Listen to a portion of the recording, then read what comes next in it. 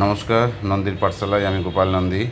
শতাব্দী এক্সপ্রেসে মালদা থেকে নিউ জলপাইগুড়ি যাচ্ছি। রাত্রি 8:15 নাগাদ রাত্রের ডিনার দেওয়া হলো। ভারতীয় রেলের পক্ষ থেকে শতাব্দী এক্সপ্রেসে রাত্রির যে ডিনার দেওয়া হয় তা আপনাদের সামনে তুলে ধরছি। রাত্রির ডিনারের জন্যে ভারতীয় রেল 185 টাকা চার্জ করে থাকে। এই ডিনার প্লেটটির সঙ্গে আছে আরও হাফ লিটার জলের বোতল এবং একটি 10 টাকা মূল্যের আইসক্রিম। সবকা সাথ সবকা বিকাশ, এই হচ্ছে বর্তমান সরকারের স্লোগান। 85 টাকার বিনিময়ে যে খাবার দেওয়া হচ্ছে তা দেখে কি মনে হচ্ছে না যে সর্বসাধারণের পয়সা নিয়ে পুঁজিপতিদের বিকাশ? আমরা ভারতীয়রা পয়সা খরচ করছি, কিন্তু সঠিক পরিষেবা পাচ্ছি কি?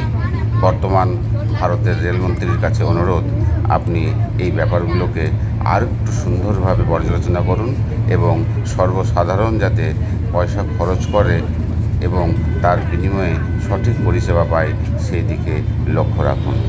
বর্তমানে শতাব্দী এক্সপ্রেসের বাথরুমগুলো বা টয়লেটগুলোর অবস্থাও যাচ্ছে তাই।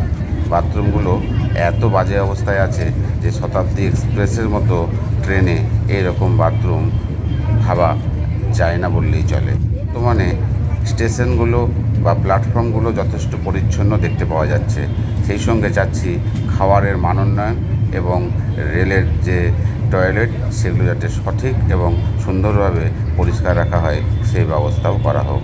আশা রাখছি বর্তমান রেলমন্ত্রী সদিচ্ছা দেখাবেন।